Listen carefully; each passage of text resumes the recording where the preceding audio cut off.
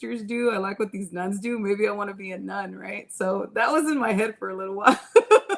He was 6 months when I got into law school, and I ended up doing the night program because when you have a kid, you kind of have to work and support yourself. We're known that there's a whole other world out there, and so that was a life-changing experience. It was just me, and I didn't have anybody else. It was just, I'm going to open up this shop. I got about $5,000 to my name. Firmly believe that God puts you where you're supposed to be. It's up to you whether you stay there, and if you try to force something that's not for you, it doesn't matter how many times you try. If it's just not for you, it's not for you. Never wanted to be in a store and have to tell him, you can't have that because we don't have enough money. You know what I'm saying? Like, to me, that was just unacceptable.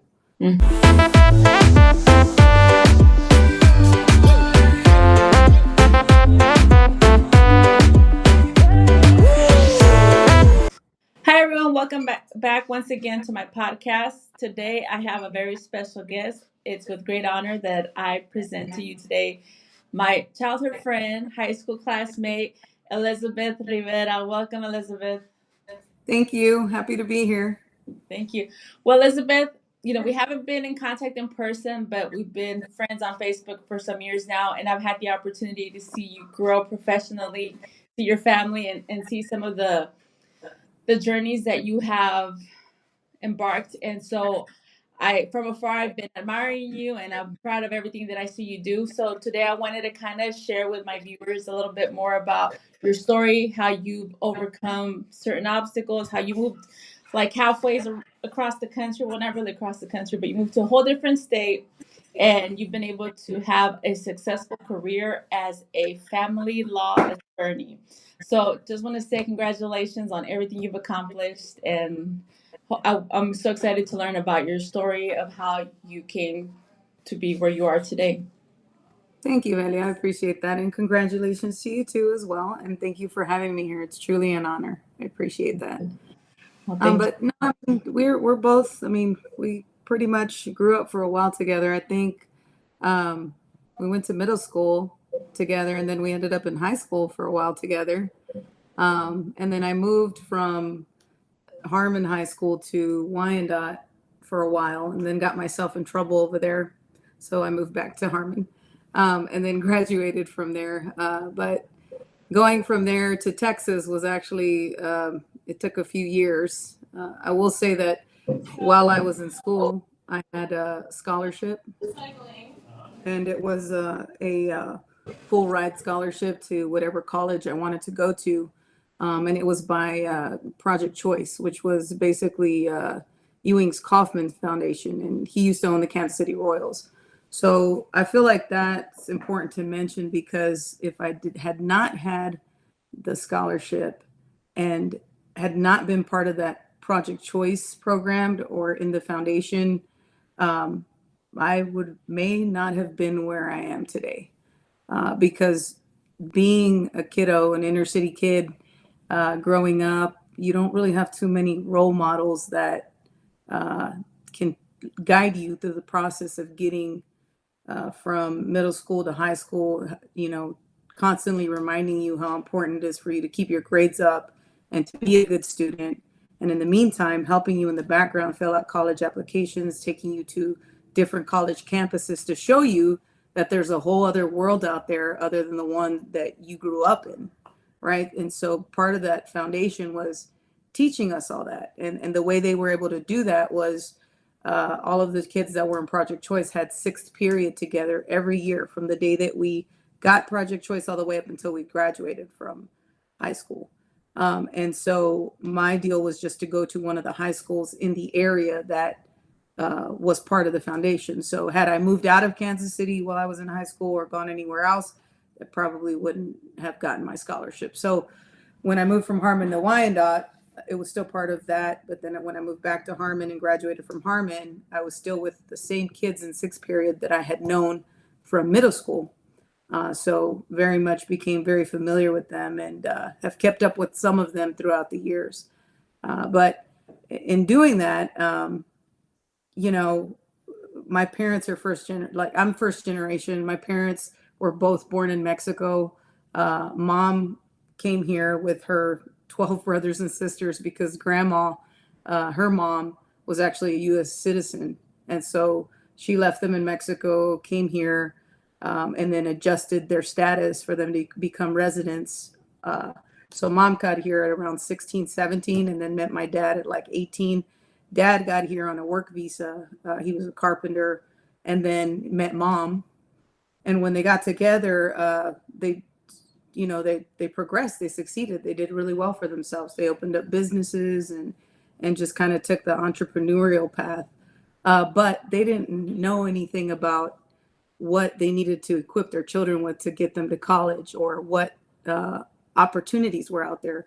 Essentially, I feel very blessed and very lucky about the fact that I was one of those kids that kind of fell in that little sweet spot of being part of this foundation. Because if I hadn't had mentors like Lynn Leonard, who was, I always call her my guardian angel, but who was there to kind of guide me into what I needed to know, and would like drive us to like Emporia, or KU to go look at the campus, on weekends and things like that. I would have never known that there's a whole other world out there, and so that was a life-changing experience. And then graduating from high school, I ended up going to K-State for a summer. That was a bridge program. And while I was still a senior in high school, I was going to what we called JUCO back in the day, or KCC, and I was dual enrolled. So I got a year of college credit while I was in a senior in high school. And then I went on to Kansas State in the summer to take an algebra class, and I don't remember what other one it was. But mom and dad were going through a separation, and mom ended up moving to Texas. So I decided I wanted to come to school out here in Texas, and I ended up going to Texas Christian University. And that's where I got my bachelor's degree. I got my bachelor's in political science. And then I minored in psychology and took a couple of religion classes while I was there. And it was pretty phenomenal experience. And so it's kind of like I got a glimpse being in middle school, and then got an idea being in high school. And then in college, a whole other world opened up for me. And then I realized, okay, I was lucky enough for the information to come at me when I was a kid. I need to go look for this information myself and help other people find what they're looking for, or even find their path, And so that's kind of been like the groove of my life from being in college forward. I've done everything I can to kind of help people get through processes.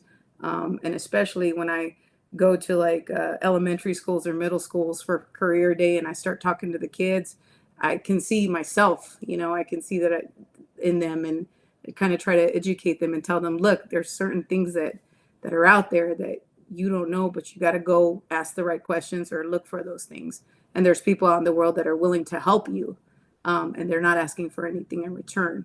And so I try to be one of those people now. And I also try to do that in my practice. And like you said, I'm a family attorney, so it's a very, very sensitive area of law. I mean, everything in this world touches the family unit. And as I'm representing clients, I don't forget that I'm cognizant of that. I mean, I'm a child of divorce. I've been through a divorce. And so I think that your own life experiences kind of help you help others, it gives you a little bit of empathy, and maybe more than a person who has not gone through it, because you know what the experience is, and you know how confusing and difficult it can be for people. So yeah, that's pretty much what I do now. I did, like I said, I graduated from TCU, and then I went to law school. But when I went to law school, I had just had my little boy, who is now not a little boy. He's about to be 24 on February 1st. And so he was 6 months when I got into law school, and I ended up doing the night program, because when you have a kid, you kind of have to work and support yourself and support your kids. So you can't do day school and work nights. I did it backwards. And so I did that for about 3.5 years, got my law degree, took the bar exam. And then as soon as I took the bar exam, I opened up my shop and just started working for myself. And what came in, and I started just learning different areas of law. And throughout the years of, I found my niche, and then I also found what I'm really good at, and it ended up being in family law. So I've been practicing for 18 years now, and you know, we just go every single day and just keep pushing and do everything we can to just help people with their issues and help them get through the process, with as painless as possible. And at some point, I'll be looking to retire, but I think I got at least another good 5 to 10 years in me before I'm done with this. So Yeah. yeah. Awesome.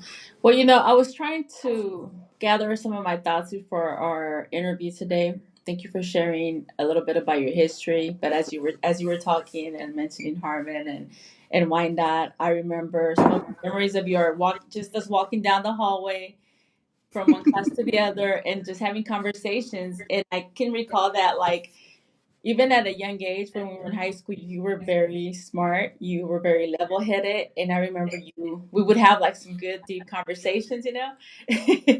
So, but I don't think we ever talked about what are we going to be when we grow up, but just kind of looking back historically, I guess you kind of had that presence already of that you wanted to do something that was serious because you meant business when you talk. So I'm excited to see you as an attorney, and it's great to hear your story. Now that I found out a little bit more about how you ended up in Texas, at what point did you discover that you wanted to be an attorney? And So specific. that's funny because that's pretty much another life-changing moment for me. When you're in kindergarten, people ask you what you want to be, and you've got the little boy that always says, I want to be a firefighter, I want to fly a helicopter, I want to be a doctor. And I remember specifically, I'm in kindergarten, they're asking that question. And of all three of those, the one that just seemed the more plausible to me was the doctor. So I just said, I want to be a doctor, because somebody else had said it, right? And so that was what I wanted to do for a minute. And you're gonna laugh, girl, because this usually gets a laugh. But Dad put me in Catholic school in second grade, I think it was. We moved from Kansas City, Missouri, to Kansas City, Kansas. And when I was in Missouri, I was going to Switzer Elementary School. But when we moved to Kansas, he put me in a Catholic school called Holy Name, right? And so those were some rough years. Let me tell you, Catholic school was not easy. And I kind of took the position that, you know what, I liked what the sisters do. I like what these nuns do. Maybe I want to be a nun, right? So that was in my head for a little while. And I'm not kidding. Like all the way up until about seventh grade, that's what I thought. It was something I was considering. But but at about there was one pivotal moment where I walked into my oldest brother's room, and he had a book in his hand, and it was a textbook from school, and it was forensics, and he was reading it. And I said, Alex, what are you reading? And he said, I'm reading a forensics book. I said, what's forensics? He says, well, it's something, and it said forensics and debate. I said, what's forensics and debate? He said, well, it's something that lawyers do. And I said, well, what is a lawyer? And he's like, well, it's somebody that goes to court and represents the people and helps them. And I was like, oh, well, I want to be a lawyer then. And that was it. Like that moment, it stuck. And after that, bye bye sisterhood. I'd be a lawyer. And that's what I've worked towards ever since, since that moment, being a kid watching him. So he was a big influence on me. And he went on to do other things. He got like 3 master's degrees and all kinds of different stuff. But I took the lawyer path, and now actually he just got accepted into law school 2 weeks ago. Oh, wow. So I'm pretty excited about that. Awesome. Congratulations to him. That's Yeah, great. thank you. Yeah. So let's go back a little bit to your university years, because I know for me, college was a little bit challenging just because, coming from an inner city school, sometimes we don't have the same resources as some of the students that went to other schools, other districts, or Catholic schools. And so it was a little bit of a culture shock for me personally. So, how was the experience for you, especially going to law school, where it's a whole different level of education? What was that experience like for you? So at some point, Velia, I'm gonna send you a picture of our all of the students that graduated from law school that year. Okay, and you know how they have like the pictures in the high school of like all our little squares of everybody's face. Mm-hmm. If you look at my law school picture, it looks like I'm about to beat the crap out of somebody.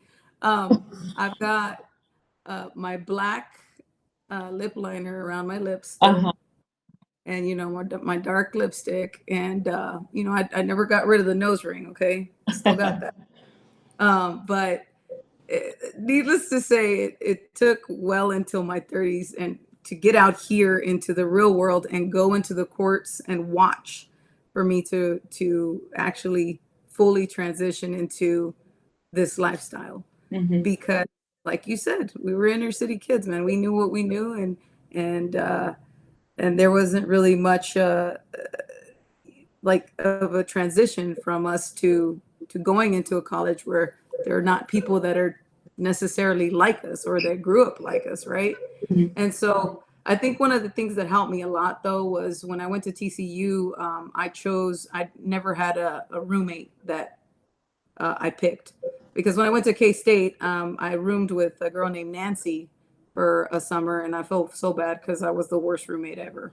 Like, she studied, she was always on her desk studying, and I was always out partying, and then I'd come in at 3 o'clock in the morning and wake her up. Like, it was the worst roommate Oh ever. no.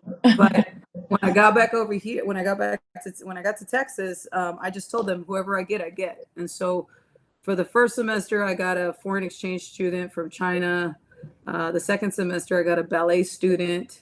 And then the third semester, they actually built these apartments on campus, and so there were 4 girls to a room. Mm-hmm. And there was a very, very well-off girl from Spain who came by, and then a military girl who was half Persian, beautiful, and she was one of my roommates. And then I had the very well off white girl in our room. And then there was me, who was just a disaster and all over the place, right? And so we had to learn how to live together. And it was amazing because, like, we were also very different. And my mom, she owned a bar, a little dive bar over here in Fort Worth. And that ended up being our spot. Like, I would take them all to my mom's bar, and we would all just hang out there and dance to Mexican music and just do whatever. But and then we got to see the Spanish girl. We got to meet her family, and then we could go to Spain and visit her, and it was amazing. Sasha, the girl from the military, like, she would actually have how many push-ups can you do with some of our guy friends. Like, I just got to meet a lot of people and see all these different worlds, and it was really helpful because we all came from different places, and we just never stopped having things to talk about, and just dove into each other's worlds, and it was pretty cool.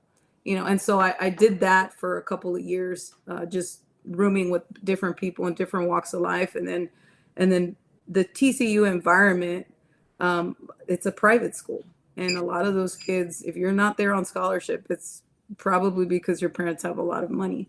Mm-hmm. And so kind of seeing that reality and being around all that for a while, that was also a bit of a culture shock. But if you're around something long enough, and then you're motivated enough to figure that stuff out, you get there, you get in there. So Perfect. Thank you for sharing that. That's really important how you share that. It's important to be exposed to other cultures. I know that you go through meeting your friends through middle school, high school, then you start working at places and you start getting engaged with other cultures. And I know I myself, as as a Latina, come across a lot of people who are intrigued by me because they're like, wait a minute, your accent's not quite what I expect. Where are you from? And where are your parents from? Where's your family from? How did you get here? How did you learn English? And it's like, I was born in the US. I've always spoken English. And so I always have to have this opportunity to share a little bit of my background with the world, and even with clients in my current job, sometimes I spend 2 hours just sitting there, kind of just educating them on people like me, that we do have a different, um, how do you say, we do have a different background, like where our ancestors come from, but at the end of the day, we're also like American, but Americans can look very different. That we're not all the same. We have different flavors, different food, and it could be. I'm talking about anybody in general. So there's not one specific trait, right? So having that opportunity to be in college on a campus and learn about other people's culture and food, and I'm sure you guys got to experiment with each other's recipes and that sort of stuff. So that's really Hmm. great that you had that opportunity. Yeah, it was pretty awesome. We had a good time.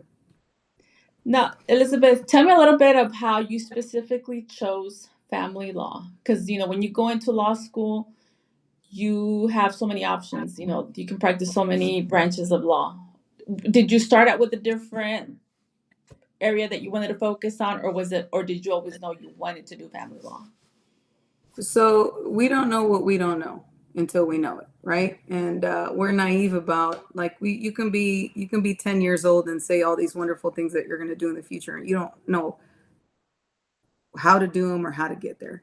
And I don't think that that ever changes.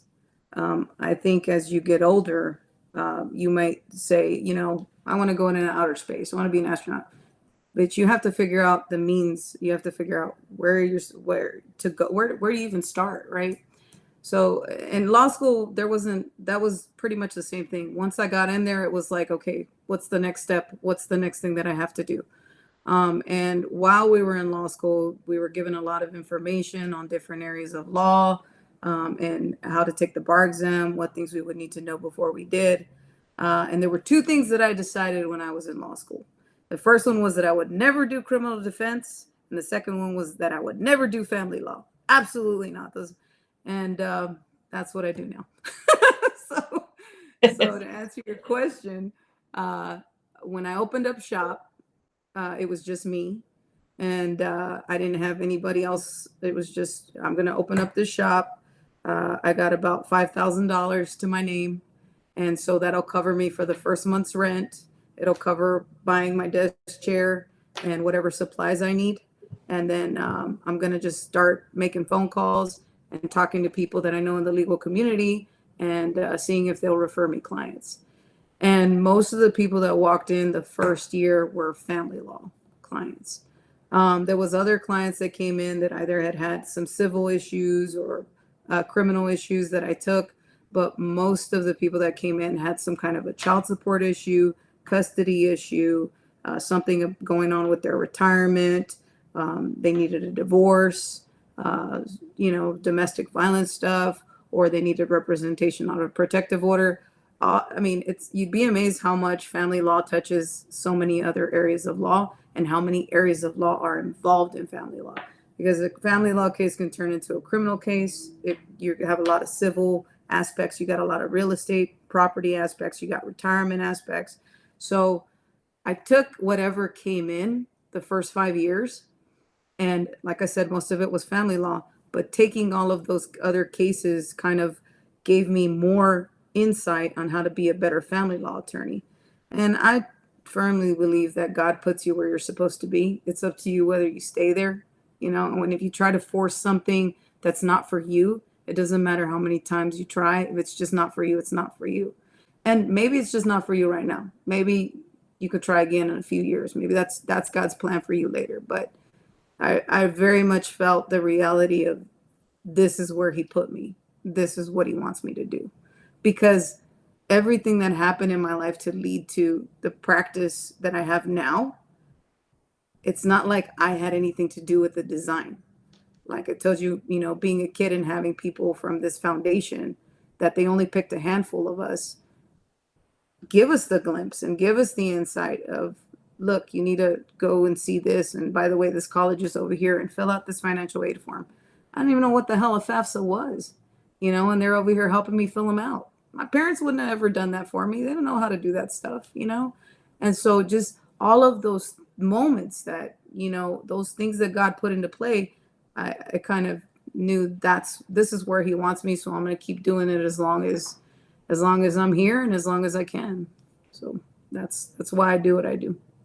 Now I did run for judge in 2020 COVID year, which was amazing. That was a full year of campaigning. It was a great experience. I lost in the primary in March, And then I had to decide whether I was going to run again. But the experience itself was not just rewarding, but it was so informative. I learned so many things, and it gave me a whole other elevated perspective on what I do. And so I decided that I'm just going to practice for like at least maybe 5, like I said, 10 more years. And then my retirement plan may be me running for judge again or doing something else, because I think I've got too much energy right now to go put myself on a bench versus do everything that I do in a day here. And I think I can reach out and help more people as a private practitioner, because part of my practice is that I'm also a mediator. So I help people like resolve their cases and not have to go to court. And if I'm not in trial, I'm here mediating. And so I help dispose of a bunch of cases doing that. And I don't know, I feel like I touch more souls and I help more people out here for right now. And I'm going to put that on the back burner. You're right. I definitely agree with you going back a little bit to where you talk about where everything kind of just falls into place and that you end up where you're supposed to be. I've kind of experienced some of that myself where I try to kind of, you probably see me through social media that I kind of try to go different directions, but I always end up back in the same place, you know? So Mhm. you're so right that God definitely chooses us to be in a certain place at a certain time. And when it's our turn and we just got to do it. And if he asks us to kind of redirect, but eventually he brings us back to where we're supposed to be. So that's very wise of you, and that's really great how you said that your family practice kind of just happened naturally, that you kind of just kind of took a leap of faith, opened up your office, spent the money, and just hope for the best, and it kind of all just fell in together. And now the way you're talking about it, it sounds like family law was what you were meant to be for, you know, because so many times as Latinos, what we know, the role models that we have are the immigration attorneys. So right away we're like, I'm gonna go be an immigration attorney to help, you know, my community. So that's a good thing that you followed your calling, what God had in place for you, and that's what you're pursuing. And I'm glad that you also pursued to try to do to run for to be the judge. But also that's great that you took that as an experience where you learn more, and it kind of helps confirm that right now you are where you're supposed to be. That you want to be there at that other experience, other level, but it's not the time yet. So you're making the best of understanding that. So that's great that you have that wisdom because not everybody, you know, sometimes we kind of get discouraged because we think we failed, but in reality it's kind of like nope, you are right where you're supposed to be, and you took it Yeah. more as a win versus something else. So that's great. So what motivated you to want to run for judge to begin with? Well, I ran for a family bench, and basically telling you this is it's kind of like hearing myself say this stuff is kind of like the rhythm of my life. When Mm-hmm. I first when I was in law school, I went to a judge's courtroom not knowing who he was. I just walked into the courthouse and I walked into his courtroom, and I didn't know that he was the toughest judge in the family courthouse. And at that point, I was still a law student. And I went to his bailiff goes like this, and he comes to me. He says, "Hey, who are you? How can I help you?" And I said, "Well, I'm a law school student. I just kind of wanted to come observe now that I have a little bit of time." And he's like, "Oh, okay, great. I'll introduce you to the judge when he's done." But while I was sitting there waiting for him to get done, he was basically reaming an attorney's butt, like hardcore. An attorney was trying to convince him of something that he knew was not the law. And so I watched him throw the family law code book at him and tell him, "Show me here where it says what you're saying." Of course, he couldn't find it. And he's like, "We're done." And so after I saw him do that, the bailiff tells him, "Your Honor, Elizabeth Rivera is here. She's a law student and she's here to observe." And he calls me up, and then we just proceed to have a conversation. And then somebody else walks in and he's like, "Well, you can watch. You can come in here whenever you want." And I was like, "Well, thank you. I appreciate that." And then, time goes by and I get my license, and you can choose to either go to Austin and have this huge ceremony where they swear you in, or you can pick a district judge to swear you in. So that just so happened to be the same judge whose courtroom that I walked in. I asked him, "Will you swear me in?" And he said, "Yeah, of course." And so he did. That also happened to be the same year that I got a divorce, which was in his court, but it was an agreed divorce. So I never had to like have a hearing or anything like that. We just both signed off on it. He just so happened to be the judges signed off on my divorce decree. So it's like, you know, and then I told him, I said, when you retire, I'm going to take your bench. And he laughed. Well, he told me 6 months before he retired that he was going to retire, and he was retiring right when the campaign season came in. Mm-hmm. He had an associate judge who's been his associate judge for a while. Mm-hmm. And so she has the advantage. She's been on the bench for a long time. Mm-hmm. She's a judge. I knew that. Didn't matter. I knew I was supposed to do this, so I did. Mm-hmm. And she and I actually built a really good relationship because we didn't run against each other dirty. We didn't say bad things about each other. We didn't make it super adversarial. I had a lot of respect for her. She had a lot of respect for me, and it ended up being a really positive experience. But like I said, that doesn't mean that I'm not going to get that bench eventually. Right. You're still young, so they're Yeah. gonna retire sometime. So yeah. And in the meantime, you just keep preparing and be ready for it when it's your time to run again. So Elizabeth, we've learned a little bit of how you ended up as an attorney in family court. It's been very interesting. Now tell me a little bit more about the personal side. What are some of the challenges you've been? You said you got a divorce, so obviously you became a single mother and you're trying to build a business and raise a family. What were some of the challenges that you were faced with, and how did you overcome them? I'll tell you what, poverty is a pretty big challenge. Being broke and poor, that was tough. And that's pretty much what I was. When I was going through at TCU, you know, we were still trying to figure out what we were going to do. And I'm talking about me and my soon to be husband at that time. And he was trying to work and get it together, but we were below the poverty guideline. We were having a hell of a time. When I graduated from TCU, my mom helped a lot. Mm-hmm. Because like I said, Sebastian was 6 months old when I got to law school, and here I am working, making like $12, I think. That's how much I was making an hour at the time, and was only working like 30 hours a week. And, you know, and he was working, but he would work on and off, so it was a mess.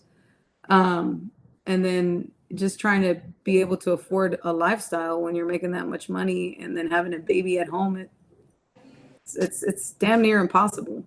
So mom helped a lot because she helped with the babysitting, and then she actually had a rental house that she rented to us for lower than what she would have rented it to anybody else. So that really helped a lot. And she's always been there. Like she's always been there for me. So that was very helpful. And at the same time, getting a divorce didn't make me a single mother. I was already a single mother. That's part of the reason why we got the divorce. Um, he just he just didn't grow up, and so kind of going through that process. And I'll be honest with you, Velia, I wasn't interested in having children. I just wanted to make my plan. I had these plans and I had these goals from being a kid, and that's what I wanted. And he basically convinced me, you know, let's have a kiddo. So, and made all these promises that he didn't keep, and I was like, I can't respect somebody that doesn't do what they say they're going to do. And so then after we got the divorce, it got even harder. I think I found a job making like $14 an hour, and then I was just trying to figure it out.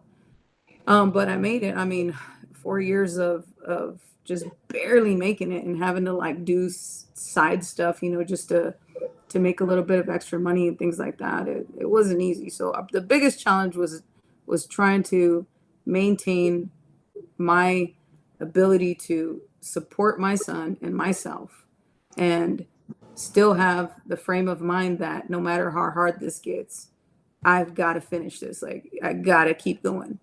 And then during the first year of law school, my dad died, and he died in Kansas City. So I remember I missed a midterm, and in law school, you only have one test. It's at the end of the semester. But this one class was torts, and we had a midterm. And I'd call the professor and tell him my dad just died. I gotta go. And so he was like, "Well, come back and take it." So I went and dealt with my dad's death and all of the drama that came with that, which, oh God, I want to forget. And then I came back and took the midterm and just failed it. Like I think I got a 60 on it. Um, so in law school, pretty much half of the class every year gets cut. Boom, boom, boom. in order for me to graduate that first year, I would have had to get an 80 in my torts final because I had to get at least an average of 70 in that class. Otherwise, I was out. And so I had to get it together. I'd come back, get it together, take that final, and I actually made exactly an 80. So I barely slid through the first year of law school without getting cut. And then Wow. the next year was good, but then I had to go back to Kansas City. I had to take like a sabbatical, a year off of law school to go deal with my dad's estate, which was another disaster. And I could only take up to a year, otherwise they don't let you back in. So I came back, and then I decided this is taking too long.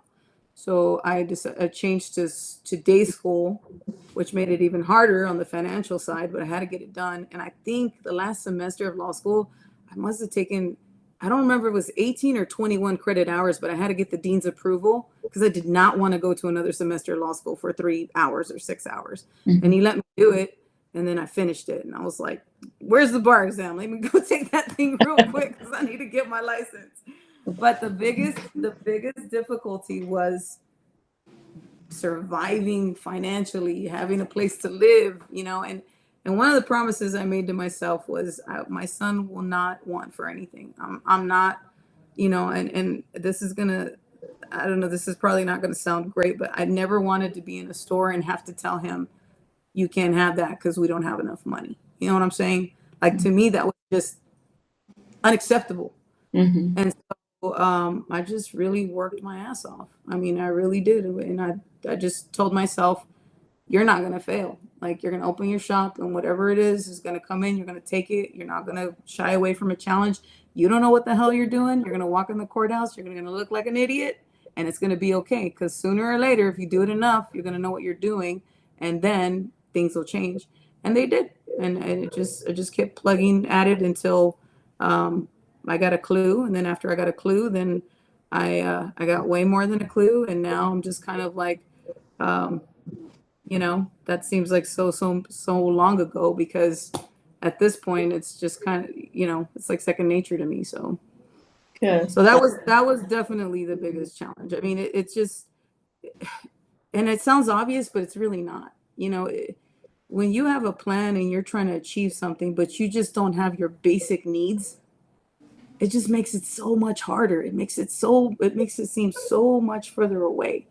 And probably the things that I've probably started taking for granted now, I mean, those were things that were just so difficult to acquire back when I was trying to get it done, And so I think about that all the time. I'm not like ignorant to it, and I haven't lost track of where I came from or how hard it's been to get here. And every morning I just pray. I'm like, you know, thank you for yesterday. I'm going to work to make tomorrow better, and God, do your will through me, for me, and for others, because that's what we're here for. If anybody ever questions, why are you here? What's the meaning of life? I think it's to help others. It's to be useful. And so I'm just trying to do that as long as I can. That's wonderful. And we're not together here locally close, and I don't get to see you in a day, but I can still tell by your social media that you're a kind, caring person, and you're still humble. You don't, there's some people that they work hard, and it's good to feel pride in everything you do, but you can still tell that despite all your success, you're a kind, generous person just by what I see. And I see that you care a lot and care for your mother. You're always posting her, that you're always, trying to take care of her now. And so that's really wonderful that you have that relationship right now with your mother. I wanted to go back a little bit to your school just to kind of ask the question about law school. Was that something that was paid for through what did you call it? Project Hope? Project Choice, no. Project. Actually, yeah, no, that ended. Project Choice ended when I got my bachelor's degree. Okay. So they did a bunch of wonderful stuff. Like, I got to go to Budapest, Hungary, take a political science class, and take some arts classes. And Hungary had just transitioned from communism to democracy. So I was there at a really pivotal time. Mm-hmm. The Kaufman Foundation paid for all of that. I was there for like the whole summer, I think it was. And so they paid for me to do the studying abroad. They paid for me to visit my family but it was all up until I got my bachelor's degree. So one of the biggest challenges for me was that I didn't know if I was going to be able to afford law school when I got in. because it was just so expensive. And so I went back to go get, grants and student loans. And yeah, law school ended up costing a few $100,000, and those I did have to pay back. But it was through student loans and through grants that I was able to get that done. But yeah, so paying for that, um, they you don't have to pay your loans back until you graduate, which was why I was in a rush to pass the bar, because I knew I was going to have to pay those loans back sooner or later.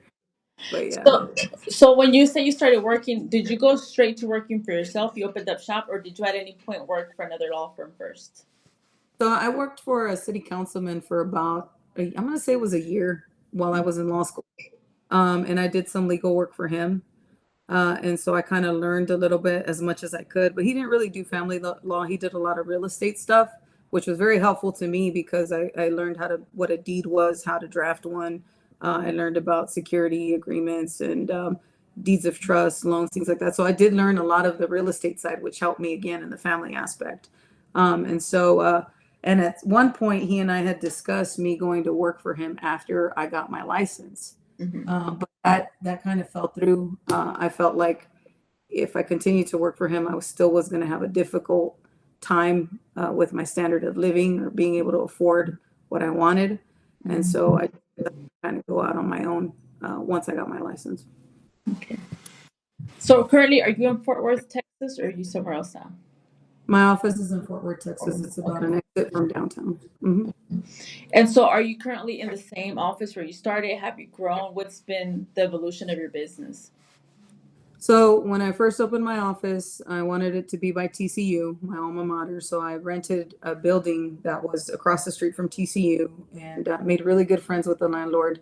He still practices law and he still does family law. And but he ended up selling the building, and so I had to find another place. But it's funny you asked that because during that time I was living in an area that was very much like the area that you and I grew up in. Mm-hmm. But I was having a lot of issues with the teachers there because they kind of had flagged my kid, and I got tired of going up to the school and arguing with the front desk, having to talk to the principal and everybody else. And so I thought I got to move out of this neighborhood. Mm-hmm.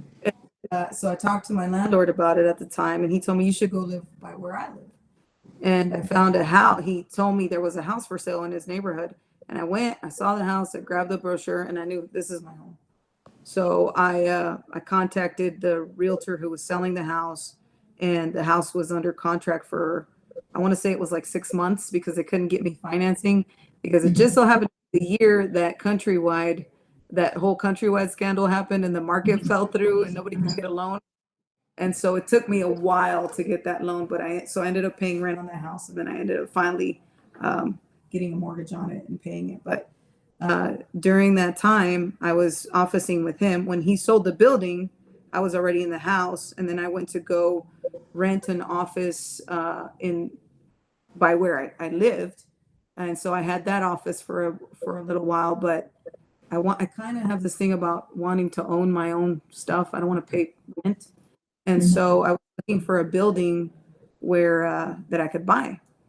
And the guy that sold me this building was in the process of retirement, and he had a hard number that he wanted, and we talked for like 3 weeks, and I kept offering him a little bit more, a little bit more, a little bit more than less than what he wanted. He's like, no, this is what I want. This is what you're gonna pay me. So finally, I thought about it. I thought I'm over here, fighting him over a margin that doesn't make any sense because I know when I'm in the building, it's gonna make more money than what I'm paying for it. So I Right. finally just called him and said, hey, fine, let's do the deal. I'll be at your office today. And we signed off on it, which was great because a friend of mine who actually bought a building in downtown wanted this building and was like a few days away from striking a deal with him. So I got him by a couple of days. Oh wow. And and so I came to work here, and we reached an agreement that he would rent one office from me for like 6 months, and then he was done. But when I moved in here, he saw the volume that I had of people coming in. He actually stayed here with me for 3 years. His wife was so mad because he would not retire. And so finally she came and I met her, and she was like, will you please just tell him just to go home? And he finally did. Like, it took him 3 years to finally come to terms with he was retiring. And then I've been Your- here ever since. His wife made you a victim. Is that what it His wife was mad. She was like, "What did you do?" I already convinced him he was done, and now he's working again. He's got more cases. I'm like, "I'm sorry." That's so funny. That's so funny. That's great. So right now, is there other attorneys working with you? Is it you? How many people are on your team right now?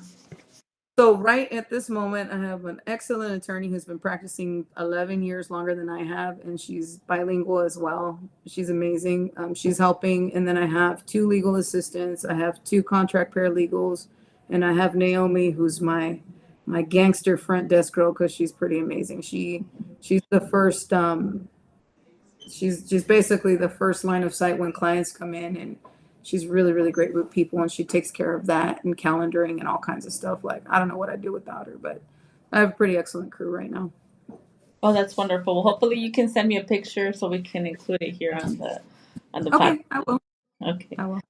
Well, that's wonderful. It's been great catching up with you, Elizabeth. It's been wonderful to hear your story of your success, your challenges. I'm glad you never gave up and that you were strong enough to persevere everything that was headed your way. And I'm glad you had your mother as a good support system for you, because that is something that's priceless. Having the support of your mother, having someone that you trust and love to take care of your child while you're focusing on your career, that's something that you can't buy with any money in the world. So despite that you did not have monetary richness, you were very wealthy in that aspect, that your mom was there for you with your child. So that's a blessing that you had that experience. And so, is there anything that you would like to share, any advice for someone who is thinking about going into family law or any type of law? What advice do you have for someone? Let's say, picture you, Elizabeth, at 18 years old. What advice would you have wanted someone to give you back then? Don't side rail your dreams for someone else's, and don't let your feelings take over your mind. You have always got to be mind, body, soul. If you look, most of the mistakes that we make in life, we make them because of an emotion. Okay. And sometimes it's anger, sometimes it's sadness, fill in the blank. But we make the most mistakes when we're angry, and we make a lot of mistakes when we're sad. So you have to be cognizant of your feelings at all times. And you've got to get past them. Feel them, get through them, but probably not the best time for you to make an important decision when you're when you feel rage, right? You got to learn to breathe and calm down, and I'm telling you, those moments are pivotal, because you got to give yourself time to relax before you make any life altering decision or any important decision at that. Now, the way we were raised, it's if somebody disrespects you, you disrespect them right back. Somebody tries to talk crap to you, you go one step over, you punch them in the face. And believe me, I've had several experiences like that all the way through high school. Don't be a grown woman making those same choices, Mm-mm. because that's not who you are supposed to be, and that's not who you want to be. You got to be smart, and you got to be one step ahead all the time. And there's going to be times that you feel like you can't get there, but the hardest moments in life are when you're about to hit the next level. Mhm. Things get really really hard when you're just about to break through, and you may not know you're about to break through. You may not know how close you are, but just don't give up. You got to embrace the hard, because it's when we're outside of our comfort zone, and it's when we're doing the hardest things, that we truly learn how wonderful and how magnificent we are. And that's when you one up without even realizing it. And if you're gonna help other people, you have to help yourself first, right? You're in a plane, you put the mask on you first, and you put it on somebody else.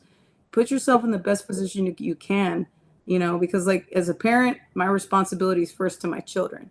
And how can I take care of them if I can't take care of myself? Same thing with the community. You got to put yourself first, but don't be selfish and don't be egotistical. And one of the biggest things that irritates me is when people are arrogant. Don't be that way. Everybody in this world is here for a reason, and your job is not. You're not supposed to climb the mountain so people can look at you. You're supposed to climb the mountain so you can look at them and see how you can help them. Yes. I don't remember who it was that said you shouldn't be looking down. The only reason you should be looking down is to extend your hand to pull them up. That's the only time you're That's supposed. right. Yeah. 100%. Awesome. That's wonderful. Well, thank you so much, Elizabeth. I know you're a busy woman and you probably have to get back to your law duties. And so I appreciate you taking some time out of your day to speak to us and to share your story. And hopefully, this story inspires someone else who's maybe right now facing a challenge and is kind of like on the verge of trying to give up. Hopefully, this story motivates them to keep going. And hopefully, we can bring you back again soon and do another part two. And you give us an update on how everything's going on. Maybe soon we'll get to interview Judge Rivera. Well, I don't know about soon, but eventually, whenever you want, Eventually. I'll be on here. Yeah. But yeah, Eventually. we'll We're keep gonna in claim touch. it. Yeah, we're gonna claim it that someday we're gonna have Judge Rivera back on this podcast to give us an update. But 100%. hopefully, yeah. But we'll be in touch for sure. Is there any information or like a social media platform, contact information you want to share with our viewership, just in case somebody wants to reach out to you in Texas, maybe? Sure. So licensed to practice in Texas only. I don't do anything outside of Texas. I do have some federal court stuff that I do, but it wouldn't be anything I advertise. So my website is www.lizriveralaw. That's LIZRIVERALAW.com. You're curious, you could just navigate that website. You can also find me on Facebook at Liz Rivera JD. And I also have a Facebook page, Law Office of Elizabeth Rivera. And so, yeah, if you want information about me, www.lizriveralaw.com. Wonderful. Well, thank you so much, Elizabeth. You have a wonderful rest of your day. And everyone else, thank you for tuning in. See you guys next time.